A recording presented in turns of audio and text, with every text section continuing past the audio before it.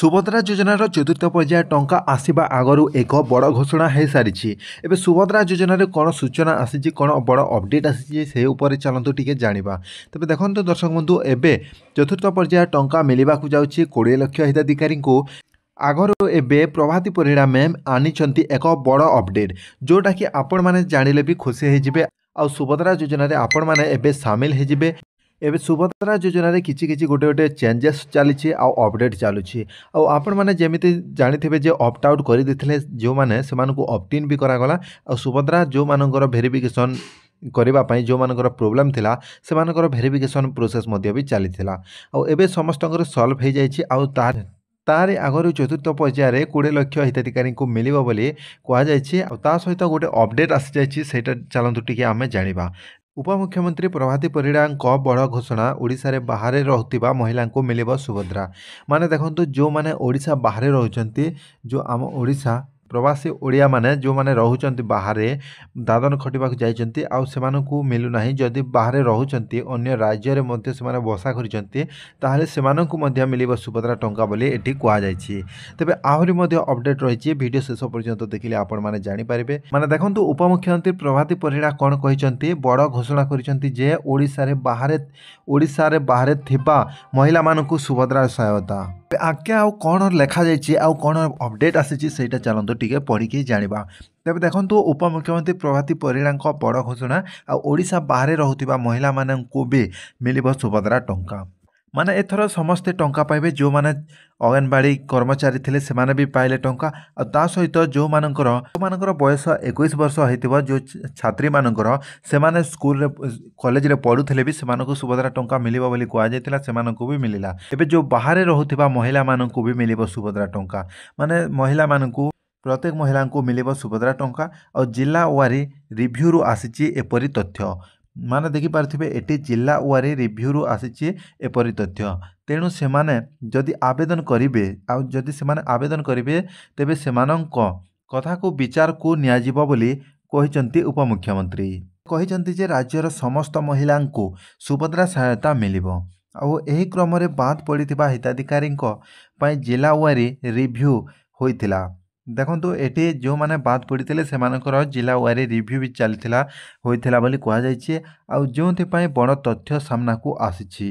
एहा व्यतीत राज्य बाहर रहुथिबा महिला सुभद्रा सहायता मिलवा उचित एथिपई सेमाने आवेदन करिबा उचित। आ जदि सेमाने आवेदन करिवे तेबे सेमानंकु टंका मिलिबो बोली एठी लेखा जाइछि। शेष हिताधिकारी माने जो मानंकु पूरा गोटे भी छाड़ी हेब नाही सुभद्रा सबु महिला मानक मिलिबो बोली कहा जाइछि। शेष हिताधिकारी पाखरे सुभद्रा पहुँचवाक टार्गेट रखिछु। आ जानुआरी शेष सुधा सुभद्रा टंका मिलिबो। आ चतुर्थ पर्याय 20 लाख रु अधिक लोकंकु मिलिबो बोली जोटा कि प्रभाती परिड़ा मैम कहिसंती। तेबे देखि पारथिबे सीधासलख 20 लाख रु अधिक महिला खाता को जाउथिला सुभद्रा टंका। एही अवसर रे पूर्व सरकार को टार्गेट करी कहिथिले खाली मिशन शक्ति गठन करी प्रचार करुथिले महिला को आमे स्वावलंबी करबाकू। एबे भी अनेक महिला आवेदन करी सहायता अपेक्षा रे अछंती। आ चतुर्थ पर्याय रे आ 20 लाख महिला को सुभद्रा टंका दे कोटी कोटी हिताधिकारी को शामिल करबाकू स्थिर करिछि बोली कहा जाइछि। आ वर्तमान सुधा प्रथम किस्ती रु तृतीय पर्याय रे महिला अकाउंट को सुभद्रा टंका पठा जाइछि। आ 3 पर्याय रे मोट 80,35,000 महिला को सुभद्रा सहायता राशि मिली सारिलाणी। आ डिसेम्बर चतुर्थ पर्याय माने चतुर्थ पर्याय रे 20 लाख महिला को सुभद्रा टंका दे कोटी हिताधिकारी को शामिल करने को सरकार लक्ष्य रखिछंती। एबे भी आपण माने जो माने करि नाहंती आवेदन जो मानकर बयस 21 वर्ष होचे से माने एबे जदि आपण माने आवेदन करूचंती ताले सुभद्रा योजना शामिल हो पारबे। आ सबु टंका आपण मानकु मिलिबो जोटा कि प्रथम किस्ती टंका भी मिलिबो और सेकंड किस्ती भी मार्च 8 तारिख रे मिलिबो।